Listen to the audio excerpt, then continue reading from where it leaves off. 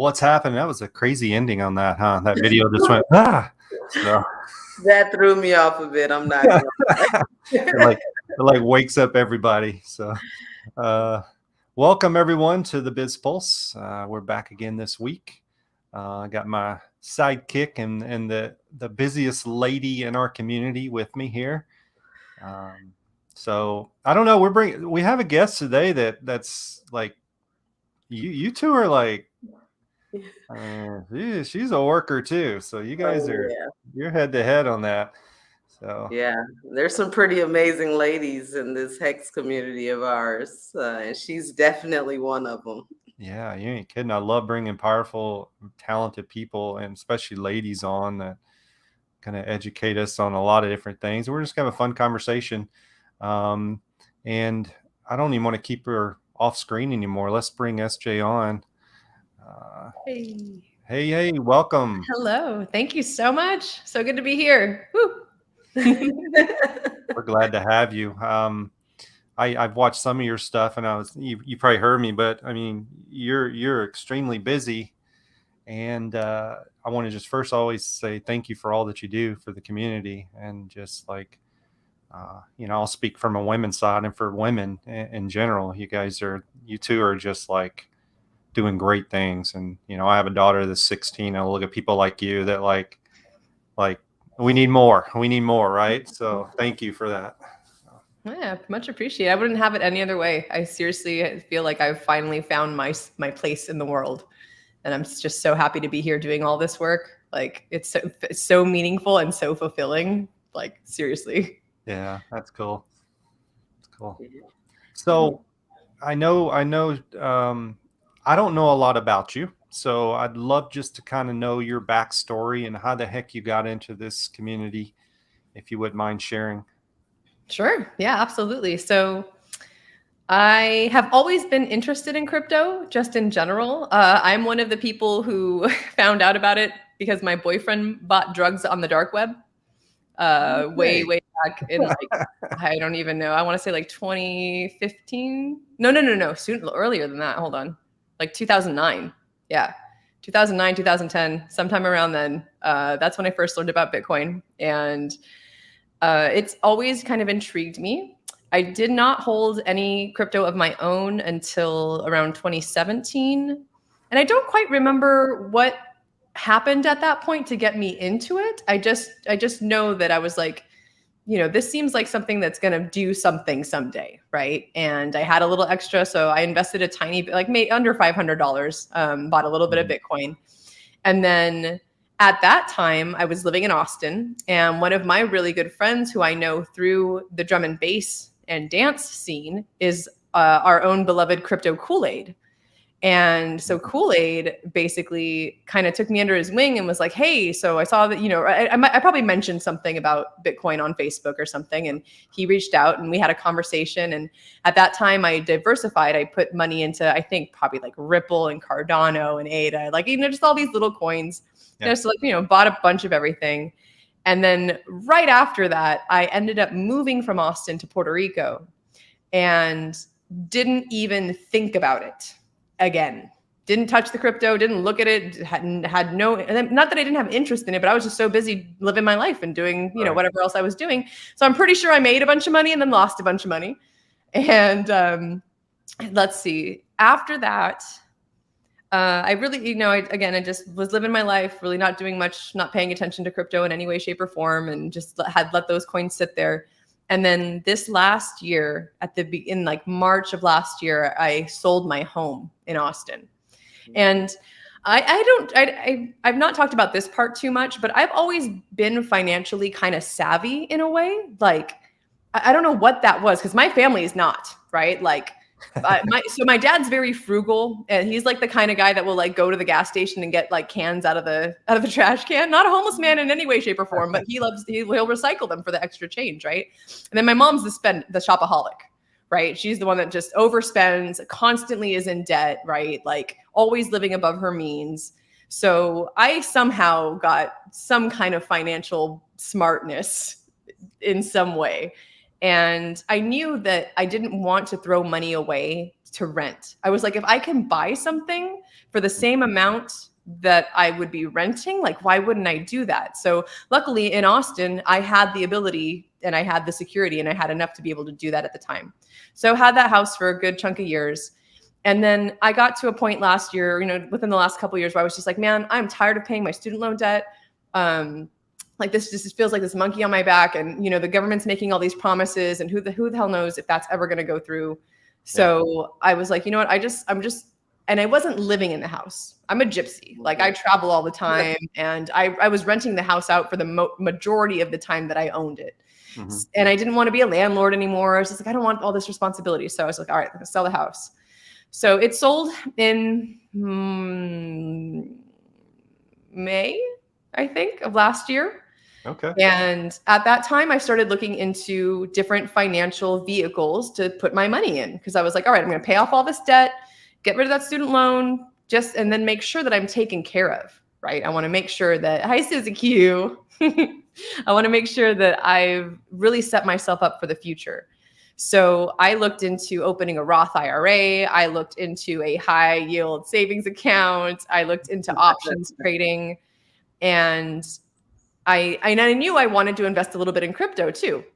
So I actually reached out to Kool-Aid, and I was like, hey, I got a little, or he might've reached out to me too around that same time. Like, I can't remember who contacted who first, but basically y'all know what was going on around that time last year. And he was just like, you've got to, anything, all those coins that you had before, take all that, put it into Hex, and then put anything else that you possibly can into Hex. And so I kind of DCA'd for a little bit because I wanted to know more. And he, very rightfully said, I'm your friend and you trust me, but I don't want you to listen to me. I want you to listen to these other influencers and, really find out, do your own research and know what it is that you're doing and know what you're investing in. And I love him for that. So thank you, Crypto Kool-Aid, again, for really making sure that it wasn't just like hey, I'm going to give you $500, please invest it for me. No, it was that I wanted to be sovereign in my own financial freedom. Right. And, I had the wherewithal to do that. So as I learned more and as I went down this Hex rabbit hole, I kept putting more, the money that I was going to put into options trading, I took that chunk out and I put that into Hex. The money that I had in that IRA, I took that out and I put that into Hex instead. Because I was just like, this makes more sense than anything that I've looked into. That's like, great. Why would I let my fiat sit in a high yield savings account? It's like 0.03. Yeah, the high yield. Yeah, so ridiculous. So just so. Well, how far back was that? About when was that when you first? My first Hex purchase was like May 18th of last year. Okay. Yeah. So and then I bought more in June. It was a little before sacrifice period for posting.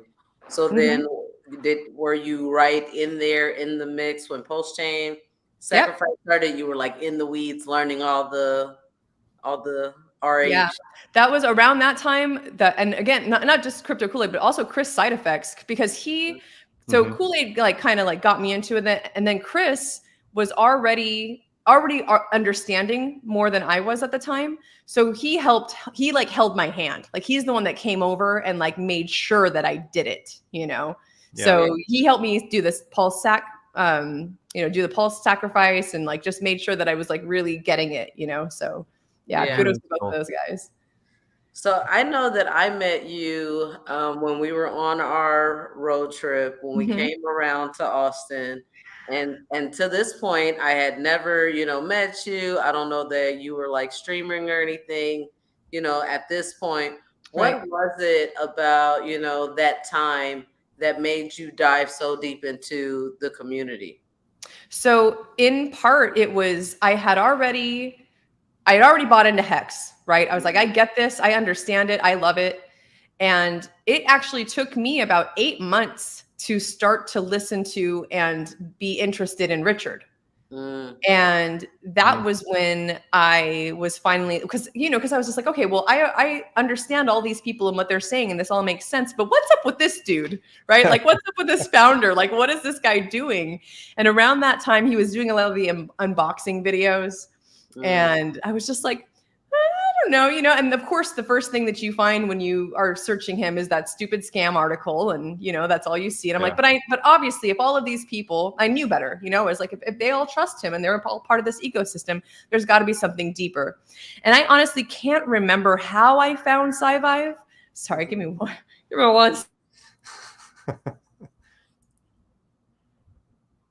Okay, so I can't remember how I found Vive, but I knew that I wanted to read it because I wanted to know who Richard was.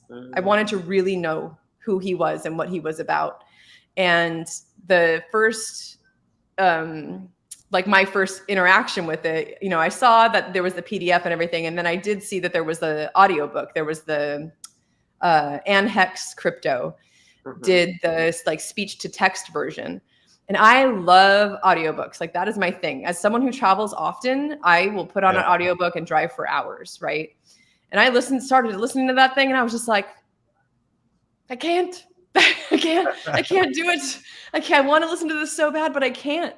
Yeah. And it just kind of came to me. I was like, I'm guessing like if I'm interested in hearing this in a human voice, I would guess that there are other people who would want to. So that's actually the first time I ever read Vive. And I need to go back and listen to it myself because, if you're reading something and you're recording at the same time, it's almost like it's harder to absorb all the words. So so that was my first read through of it. And I actually haven't had a chance to go back since, except for when I do the Vive streams on Sundays and I'll read little bits and pieces from the chapters. But so that was it. And getting all of the feedback that I've gotten since then. And now that I'm also collaborating with like different Hexicans for music and poetry and like all these different things. Like I said, I feel like I've found home finally, and it is just gorgeous. I love it. Yeah. Well, thanks for sharing that. Like it's great when you hear about other community members that help each other, and like with Kool-Aid just saying, hey, you need to go out and kind of do your own research and learn. I love that because I think people come to you and just want an answer right then. Like, okay, should I do this? And you're like, I don't want to, you need to do your own homework. So really great advice. And really, really cool story. So one thing I saw on your Twitter is you're an actor. So talk to me about that. I mean, have you always been an actor or what? Tell me a little bit about that. Yeah, I actually, because of what I'm doing now in this space, I've actually quit. Oh, really? Yeah, but for the last, let me see, maybe 8 years, I did commercial and background acting. So things like some of the most fun stuff is I was a zombie on Fear of the Walking Dead. Several different episodes on that one I've did. When I was in Puerto Rico, I worked on a few, I can't remember the names of the TV shows, but there was one with Ron Perlman, and that was really cool to see him. There was some cop show that I was an extra on. So nothing, I've never had a speaking line. I told my agent, I was like, I don't want to do this to be famous. I'm not interested in being a commercial, like a TV actress. Like that's not something that's interesting to me. Like a big part of why I continued to do it is that, and this was before I sold the house, is I met a woman on the first commercial I ever did background for. It was a Volkswagen commercial. And I found a Facebook post that's like a friend of a friend posted. And I was like, you know what? I've always wanted to do that. Maybe I'll, sign up and see what happens. So I did. And I'm thinking I'm going to show up to this thing and there's going to be like 100 extras, right? Just like a ton of people doing this background gig. And I was one of like 4 or 5 people. So at that time, it just hit me. I was like, oh, I must have something, like there must be something there for me to have been chosen, like out of all these different people. Yeah. And the woman that I met on that set, she told me that she had paid her student loans off because she got one line in a commercial. And like she had the residual from that paid off her student loan debt. And I was just like, oh yes, please sign me up. That's what I want to do. Yeah. So I never did anything that lucrative. If I don't know if either of y'all know about Texas or from Texas, but there's a store there called HEB, and that's their like magical grocery store. Yeah. I live in Texas. So okay. I'm in Corpus Christi. So I'm not okay. too far Sweet. from Yep. Yeah, not at I all. graduated from But college in Texas, so okay, yeah, y'all know then. before Yeah.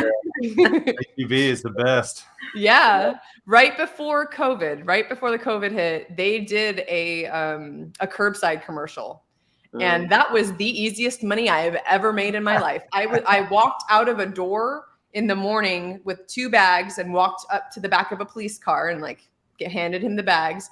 I was on that set for 15 minutes. Nice. And I made more than any other commercial that I did in my entire crazy. career. Like it, because that paid me out for like the next year and a half or 2 years. Like I just kept getting checks. I was like, thank you, HEB. Just kept playing, huh? Yeah. Yep. Yes, because everything shut down. So it was kind of like in a weird way, it was perfect timing because and it was curbside. Because that's what, that's what became super popular during COVID. Yeah. Yep. That's awesome. So so I just left my agency. I was just like, you know what? I'm good. Like I have other things that I want to do. And good for you. Yeah. Absolutely.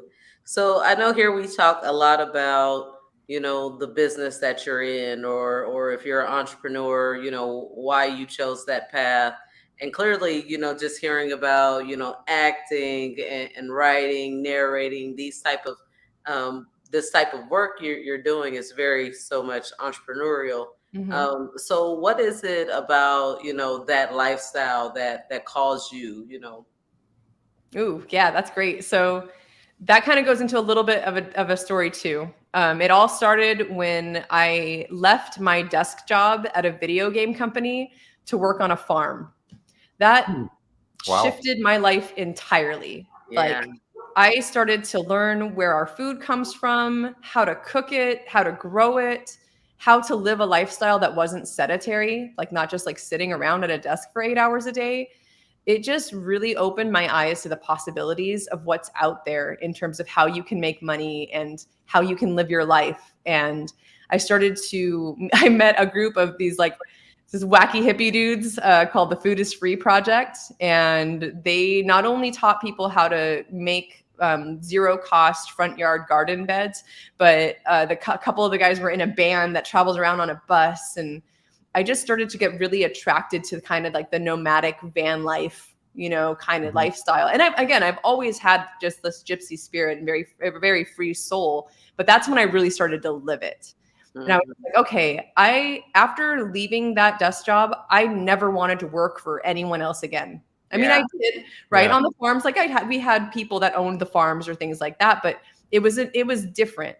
And I just knew that I never wanted to go back into that corporate kind of world. Like I was like, this is not for me. I feel like it is soul sucking. And this is not the way that we're meant to live, to be honest, like this whole 9-to-5 grind, working for someone else for your whole life. Like it to me, it just is not what like the peak of humanity is meant to be. It's not what we're supposed to be doing in life. And it also kind of ties into, for me, like tribal living, like I haven't done this yet, but living in community in terms of like a co-op or something like that. I've always thought that it's a very attractive idea to me as well.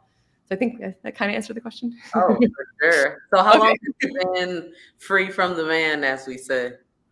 Free from the man since I want to say like 2012 or 2000. Wow, wonderful. Oh, that's great. About 2012. Yeah, that's when I quit. Amazing. Yeah, that is wonderful.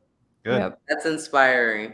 Thanks. And I know I heard you speak about it earlier, and I mean, you don't have to necessarily get back into it, but for me, someone who's battled with my weight, my entire life, I've gone up, I've gone down.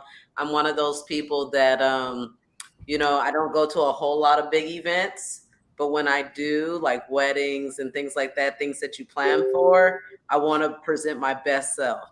So I'm like a yo-yo dieter. Like I go like, perfect diet all the way up into this event. And then I go to this event and then I'm back into my comfort zone. So to hear you speak about, just changing your life, going to work on the farm, and that having so much impact on your health, that was extremely inspiring for me. Yeah, I'm glad to hear that, because it is, for me, it's just it's never been a diet. I when I was younger, I also struggled with my weight, And I remember drinking Slim Fasts, and I remember like going on like the lean cuisine diet or something. Like I'd eat Jello in the morning and like have a lean cuisine at night, like shit like that, you know? And Yeah. it really, to me, it just can't be a diet. It has to be a lifestyle change. And it takes years. That's the thing, is that I think we need to keep in mind, is this is not an overnight transition. You know, it's never going to be like, I'm 2 weeks and I'm like, you know, just, you know, skinny as I want to be or whatever, right? Like it took years to get, you know, out of shape. It's going to take years to get into the shape that you want. And I think people forget that, or, you know, they don't think about that aspect of it, but it's a long-term game for sure. Yeah. Right. Especially for someone, I don't like working out. So for me, yeah, for me, it's very much about just being more active in my lifestyle somehow, you know, like I love walking. I really enjoy yoga, just little things like that, you know, but you won't find me in a gym. Like I'm not gonna like, yeah, I'm not gonna sign up for a class, or, you know, maybe depending, but yeah, it's just, that's not for me. So it's been way more about the food that I eat and the type of lifestyle that I'm living. Yeah. Right. Yeah. That was a good So, question. Definitely yeah, a good question. I know you probably have questions. Like I know SJ, and I still have like all kinds of questions. Like every time she speaks, I'm just like, I want to know more. Give me more. But if you don't mind, I have another one, Go for T-Rob. it. Go for I'm it. wondering, you know, because I'm kind of in the same position as far as really pursuing what I want, right? I had the opportunity to step away from the corporate, the, you know, reporting to this employer, and really focusing on the things that drive me. And I know that that's kind of, you know, a place that you're in now. So where do you see yourself in the next couple of years? What kind of work do you see yourself gravitating towards in order to be able to continue to live, you know, the way that you do? So that's a great question.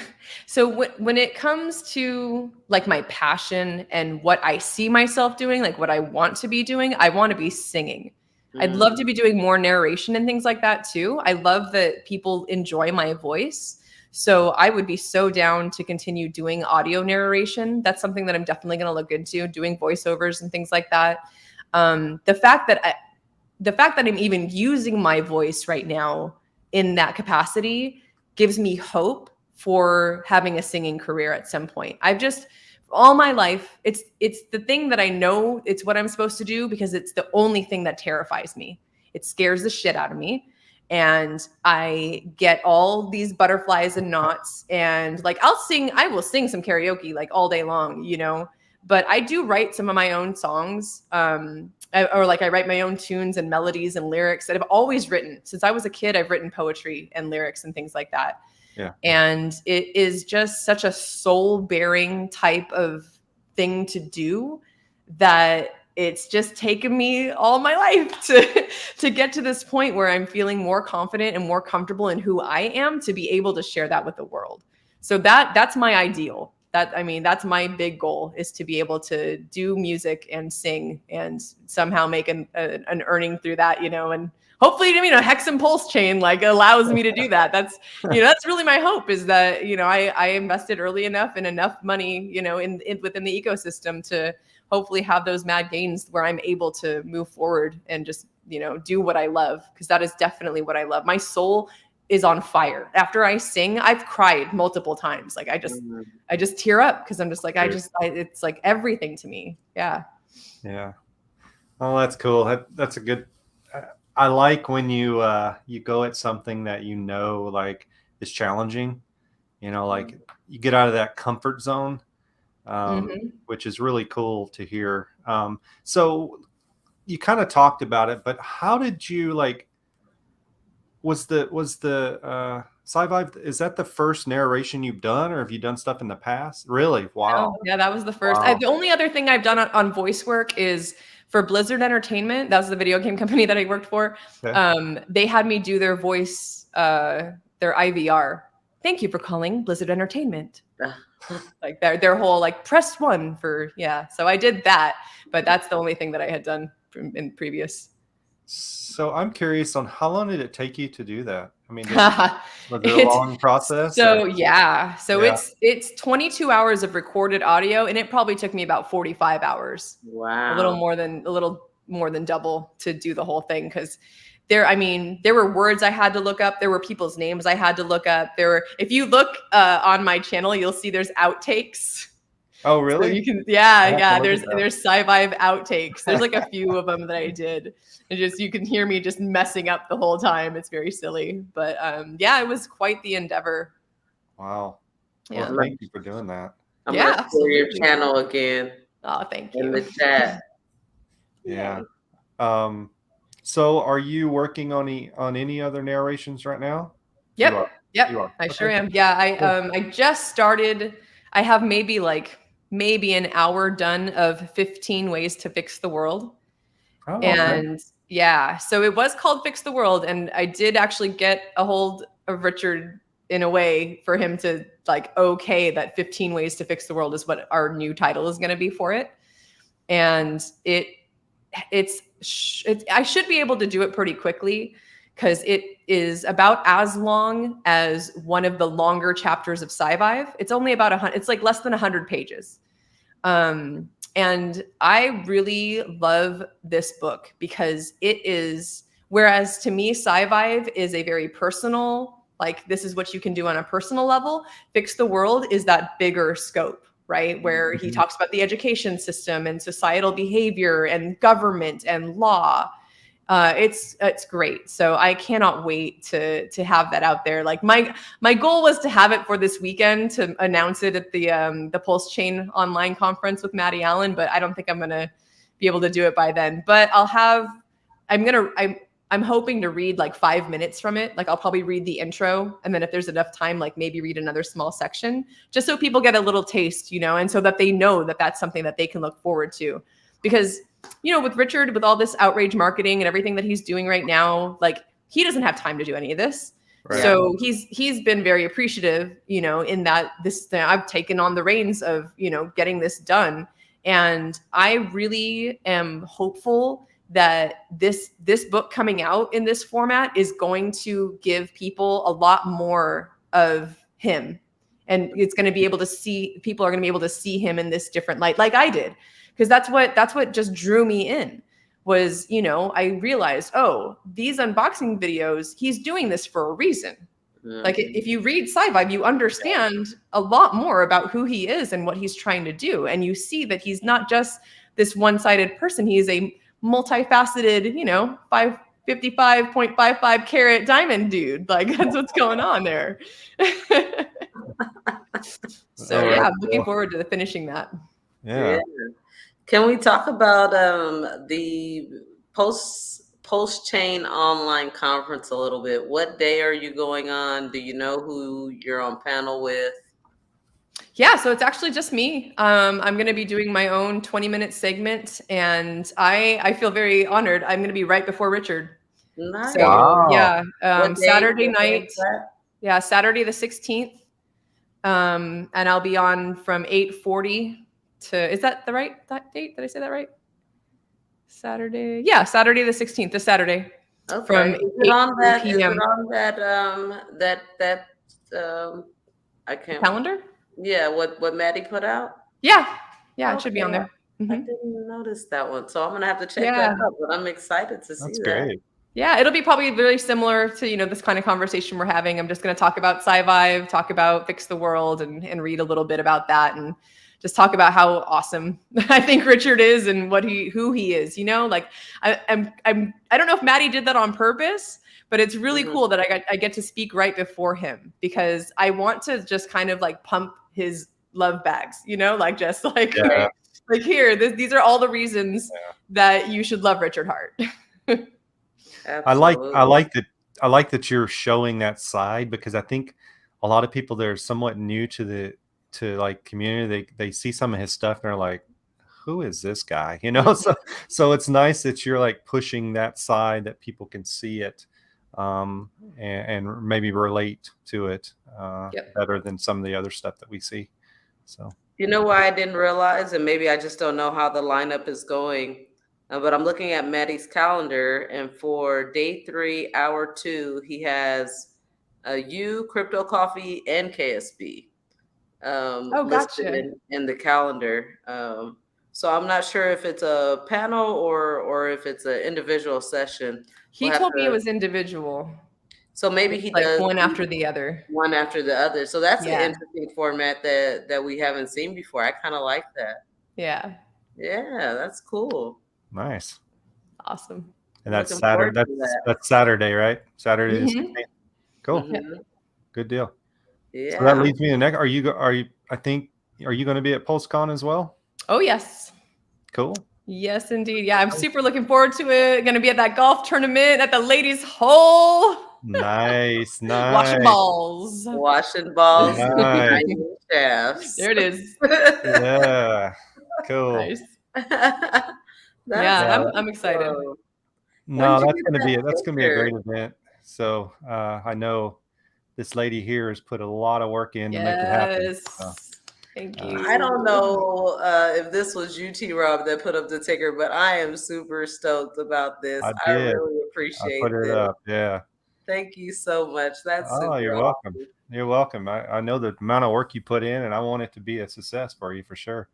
So, Thank and you. I'm looking forward to meeting both of you out there. Yeah. Likewise. It's gonna be cool. Absolutely. Yeah, we're going to have a great crowd of people. I mean, everyone that I'm talking to, even without Post Chain launching, there is still a level of excitement to just, get back with the community, have that opportunity to collaborate, to talk Yeah. about new projects, to talk about where do we go from here. And if I'm being honest, like, I think Pulse Chain could possibly launch before PulseCon. Like at first I was like super like, no, it's January. It's like way after. But my husband, he kind of got me like a little excited because we do this daily news. And so I guess there hasn't been like any dev updates in like a really long time. And so yesterday there was a dev update that just said like issue resolved or whatever is fixed, something is fixed. Yeah. So that's something new, that we haven't heard in a while. Not to get everybody all like super excited, but definitely want to stay optimistic, stay in the positive and just be very excited if it does happen. Yeah, absolutely. I'm just at this point, I'm happy whenever. Right. Yeah, I'll be ready. Yeah. Hopefully. Yeah. I think I get the same feedback. I think people are going. Some people are just going for a break. To kind of forget about all this other stuff they're worrying about in the world. So it's going to be a fun time. It's going to be a lot of folks and a lot of people I'm excited to meet. So yeah, and I think that's why people should go. Like I know I get it that it's post-con, but it really is more just about the community. Like it's about us getting to hang out with one another and meet other people who are interested in the Pulse chain. Like expanding our community and meeting all these people that are from different. They're not Hexicans, right? Right. Like yeah, super cool. I think that's kind of the biggest draw to this PulseCon is like it's not just a bunch of Hexicans. It's a mixture from all different communities, and it's going to be really cool to kind of see that come together and what's going to come from it. So, yeah, definitely excited about it. Yeah. So let's get back to you. So, you talk to me about you said you went from Austin to, was it Puerto Rico? Was that where you went? Yeah. Yep. So what did you think of Puerto Rico? Are you still in Puerto Rico? I don't even know. I mean, no. So I have family there. Okay. We'll do a quick Reader's Digest version of my life. I was adopted at birth. Okay. And I did not know until I was 20 years old. I met my birth mother then. Oh, wow. And I never thought I would meet my birth father. His name wasn't on the certificate. No one in my family knew anything about him. So I had just all my life dreamed of meeting my birth mom and never even thought about my birth dad. Well, turned out that she and him were still friends after all these years. She had not told him until after the fact that I had been adopted. Because she was like, no, he's the kind of guy that would have done the right thing and like wanted to marry her or something. And she wasn't about that. So, and he kind of believed her a little bit. Well, when I came back into her life, she sent him pictures and he was like, oh, that's my child. And so he's like, oh, I believe that.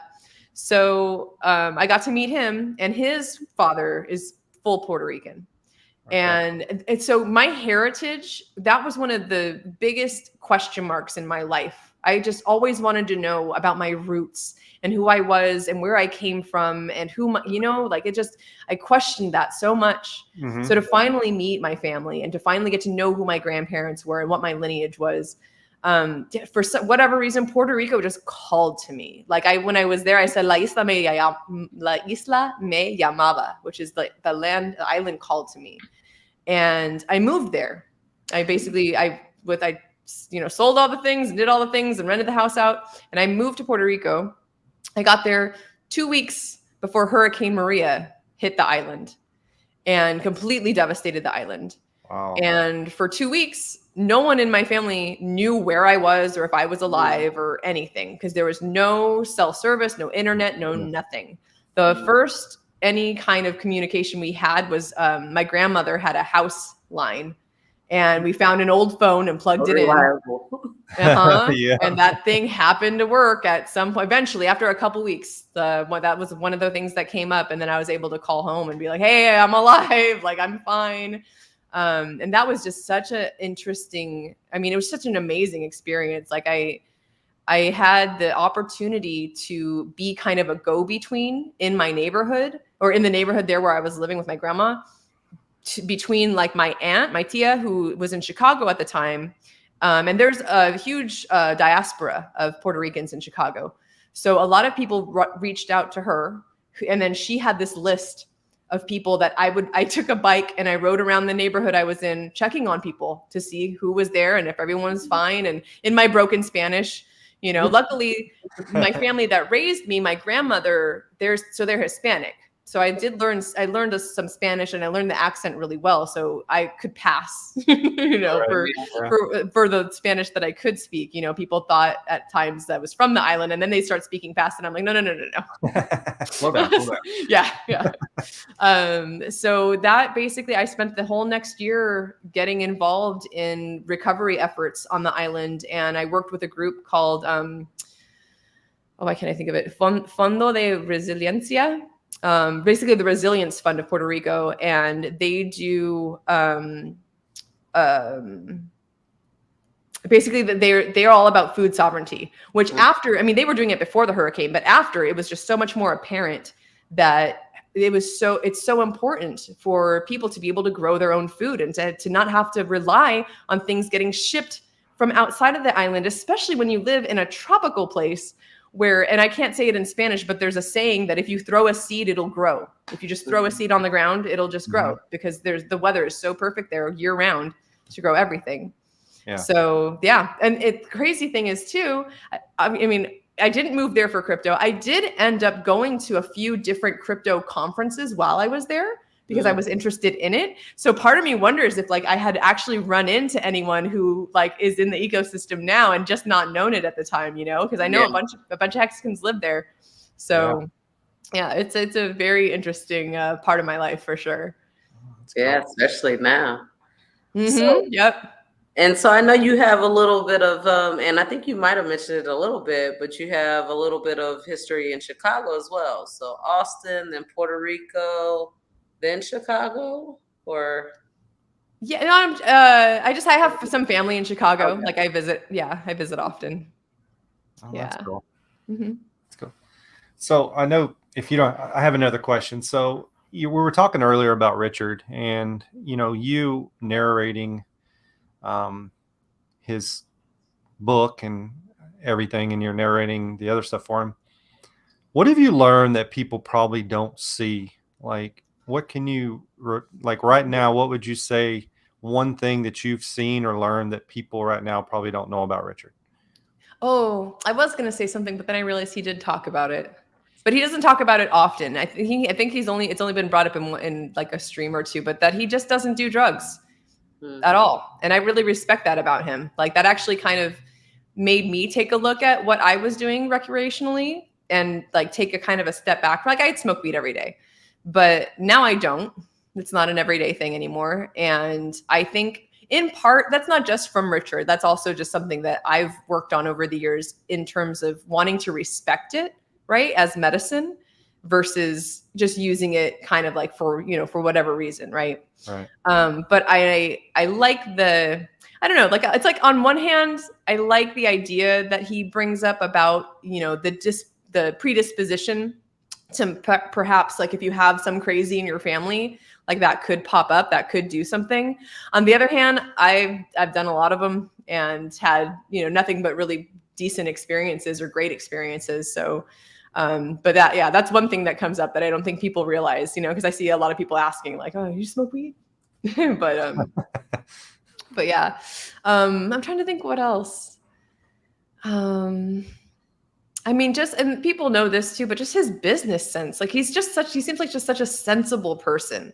Mm-hmm. And he's really just got, and his street smarts too. Like, he's kind of just got a lot of, again, that 55.55 faceted diamond dude. Like, he's just got all these different sides to him. I think maybe that's the biggest thing, is that, at any given time, he may be presenting one side of himself, but he is this just whole, like, human being that, he's just a dude.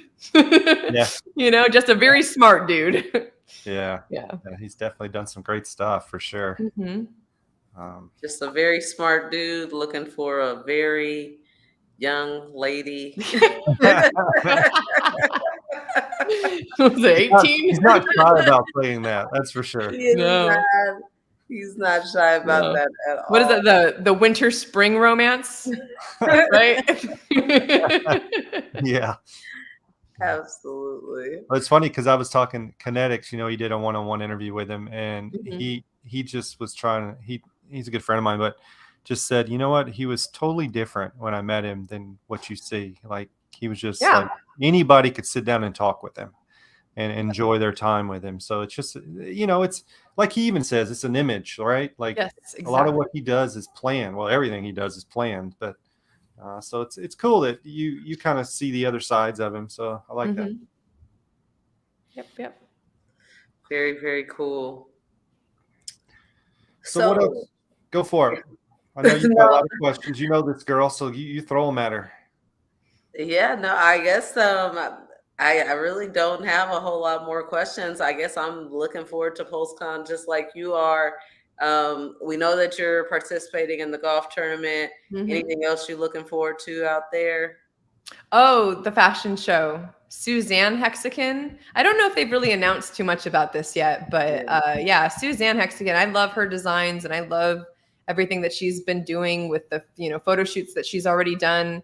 And it's so funny because I'm not someone who likes shiny bedazzled type things, but her stuff is so eloquent. I don't know. I can't think of a good way to put it, but it's very well tasteful. Thank you. It's very well done and it looks awesome. And the style, like the different pieces that she does, right? It's not just a t-shirt with something on it, right? Like, it's all these different types of outfits. So I'm gonna be walking a catwalk in some of this fashion and I'm really excited. I haven't done that in a long time. So I'm excited about that. I love being able to promote, other people and like showcase and show off like what it is that they're doing. So that's definitely the other thing that I'm very much looking forward to. Yeah. And dancing. I love to dance. So anytime there's a dance happening, I'll be dancing. Absolutely. Yeah. I know we should see a lot of different projects out there, a lot of different people that are committed to, developing and building up Pulse Chain.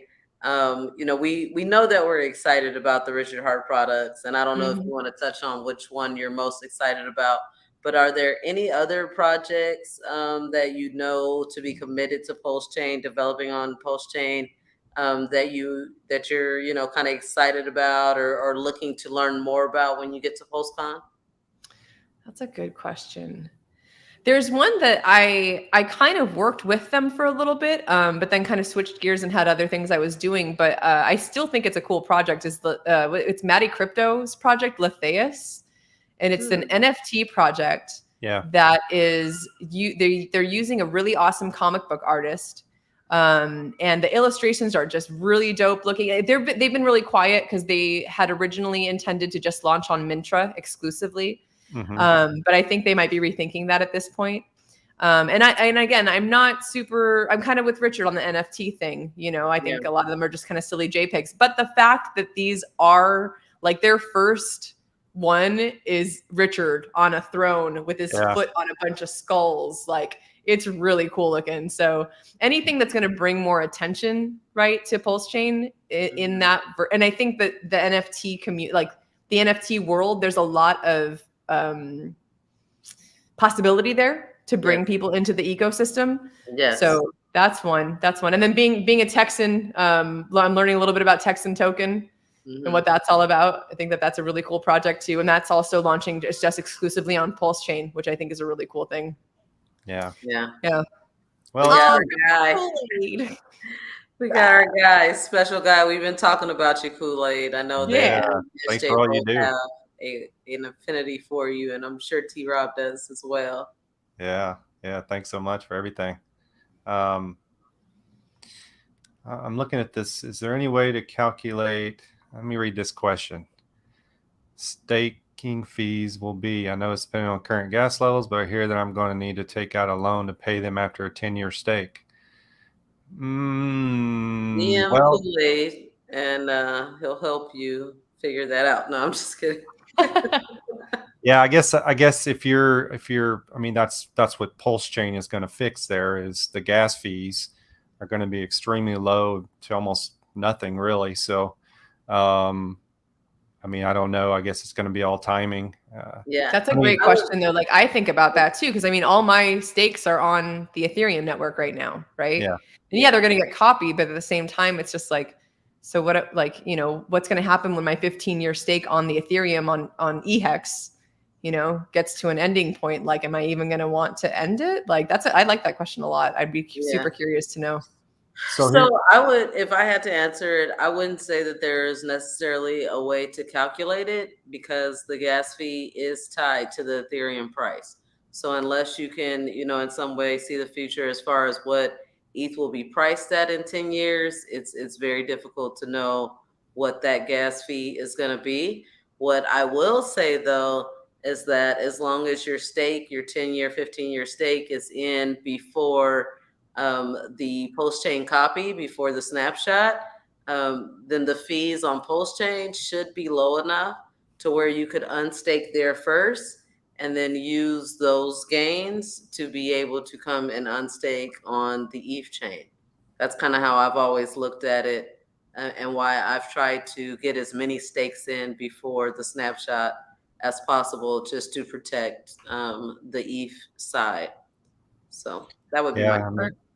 The other thing on that is some people and actually gas fees are pretty low right now. I don't know if you guys have noticed that, but I feel like I feel like this is, I'm not telling you to go buy or anything, but I'm saying I think that Ethereum's going to have to do something to compete.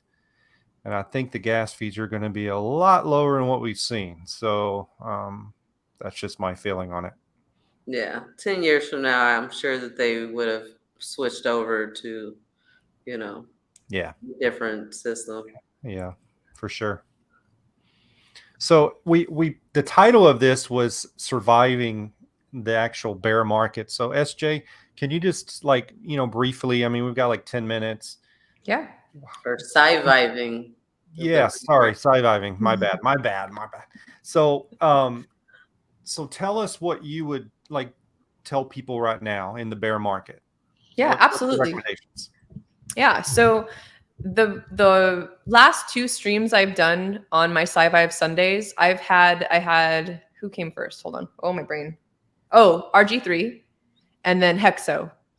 Because that's what I wanted to know, was how did you guys do it? How have you gone through these cycles in the past, right? And how are you faring right now, and how does this all work? So a lot of this is going to come from those two streams, and I'm hoping to have Motley's kind of a maybe for this weekend, and I want to bring a lot of the people who have been in the system for a lot longer so that they can talk about how they've survived through multiple bear markets already, right? The thing that I hear the most is it's two things: DCA while you're in a bear market, just keep dollar cost averaging your finances into this asset and just do nothing. Yeah. Hold and go take a break, take a vacation. Don't look at the price, pick up an extra, like people keep talking about, go mow some lawns or wash some cars and get some extra cash to DCA in if you want to, or just take care of yourself, and for me, in terms of like survival and positivity, it really, I mean, I have the Staker app, but I don't look at it on the daily, I don't check the price even daily, because I'm just so into the present moment. And that's a huge thing, for me. That's like my piece of advice, is to be present with your family, be present with your friends, be present with the people around you. If you can, this is a great time to onboard, that's again, that kind of goes back into crypto, but it really is a good time to just be talking about, the possibilities and the expansion that this can bring to all of us in the future. It's a great, like people are building. It's a good time to build. It's a good time. This is a good time to set a solid foundation so that when things get crazy and they're going up and down, even more so, right? Like at a very erratic rate, then you are solid. You're set. Think about what you want to do. If you haven't tried the Pulse Chain testnet yet, mess around on testnet. Make sure that you're ready for that. Make sure that you're all of your shit secure. Like get your Trezor, get your Ledger, get your washers. Put your seed phrase on something that's metal, and really just set a solid foundation and a solid basis for what's to come. Because y'all, absolutely, I'm with you 100%. I believe that this is the best time for you to be learning. I think that when we're in a bull market or when we're seeing green candles, people don't take the time to like learn what their project is about or what that token is about. They just ape into it, right? And so now that we're in this period where it doesn't feel like a rush to decide on where you're going to put your investment, you can actually learn, the tokenomics behind it. You can learn what type of admin keys or lack thereof there are, and all the different variables that can affect the price of the token that you're investing in. For me, I haven't found anything that I would prefer to DCA into than Hex. I found a couple things that I support the work that they're doing.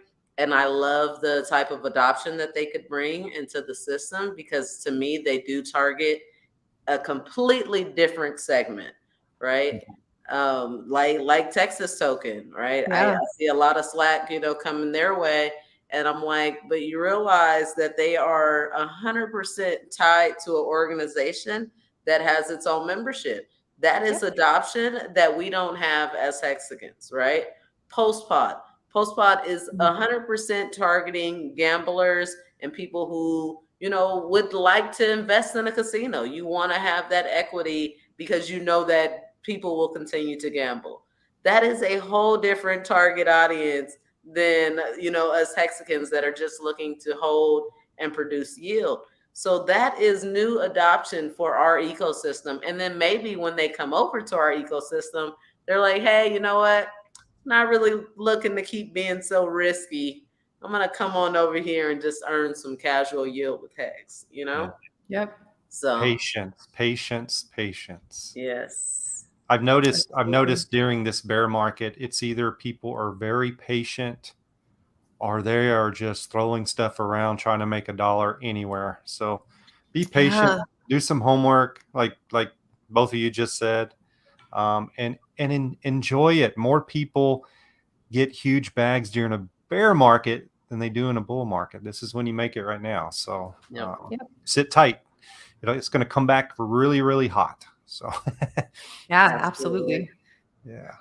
It's exciting to me, to be honest. Like this being my first bear market, like I feel very fortunate that I'm in Hex through this bear market, because I'm just like, well, y'all, what we hold? Why freak out about what? Why? No reason. Giving in the bear market, you should 100% be tuned in to what is going on Twitter. Airdrop, right? You just won 1,000 posts. Yes, Free I did. money. Won Free money. Yeah, congrats. Yeah. money. Expensive Taste just won Yes. over 5,000 hex. Hex, Postcard yeah. giving away 250,000 hex in a couple days. I mean, it is like, you know, free money central in crypto's Twitter sphere these days. Yeah. Exactly. Yeah. Good And it's point. awesome. That's so awesome that people in this community, even in this bear market, have generosity, you know, have things to give and reasons to give. It's brilliant. Yeah, for sure.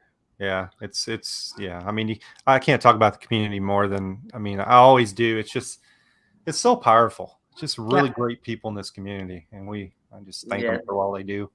Speaking of that, one of the great people in this community, one of my favorite Hexicans for sure, Hexray Vision in the chat.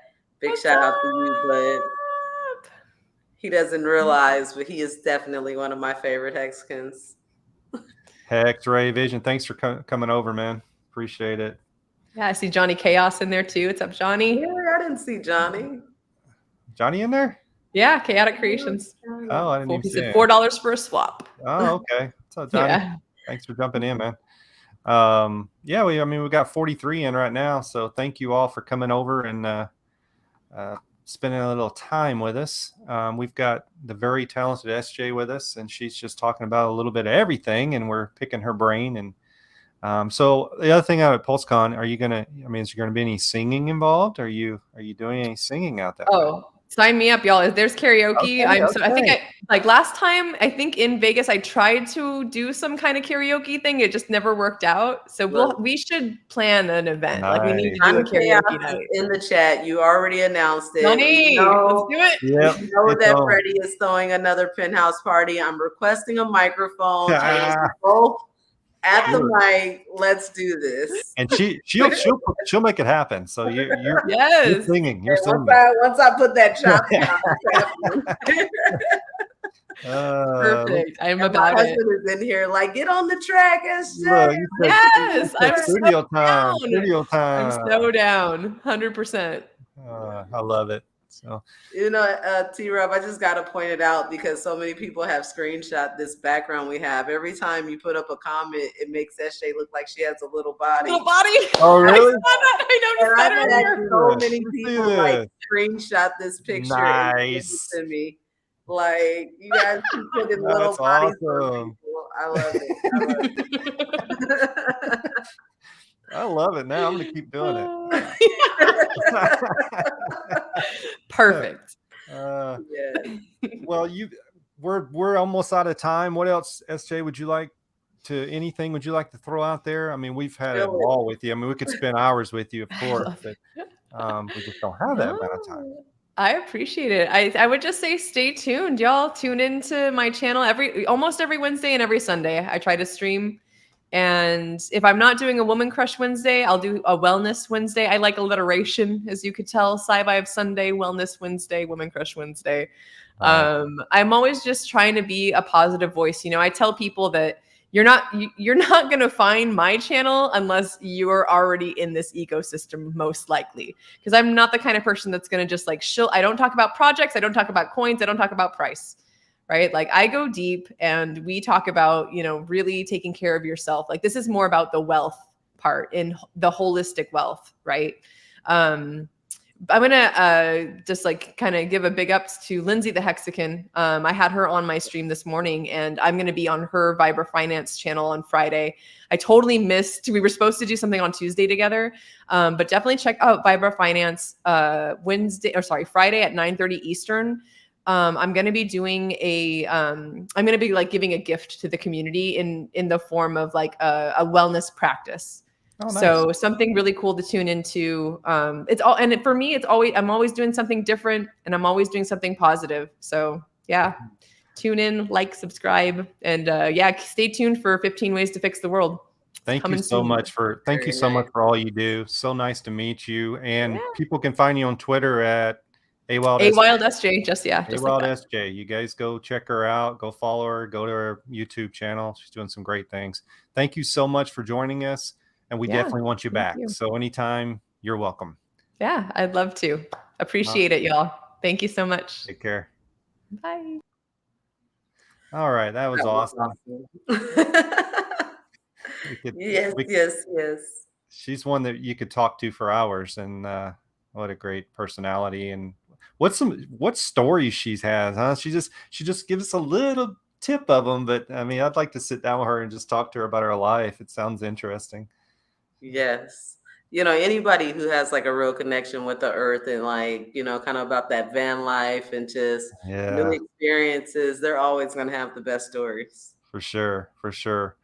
Yeah. Well, don't work too hard. I tell you this every week, but you do. So thank you for all you do as well. And everyone appreciates you. And hey, everyone, go to PulseCon, go to the golf tournament, get signed up. I'm going to push this up where you guys can go over and check out this YouTube channel as well. Yes. And yeah, I think that's it. You got anything else? That's it for me. We have a live stream tomorrow. We do daily news every day now. We're just trying to stay active and make sure that we're prepared for the tour. So, come check Good us for you. out, ksp.tv. Perfect. Well, thank you, everyone. Have a great evening. We'll see you next week.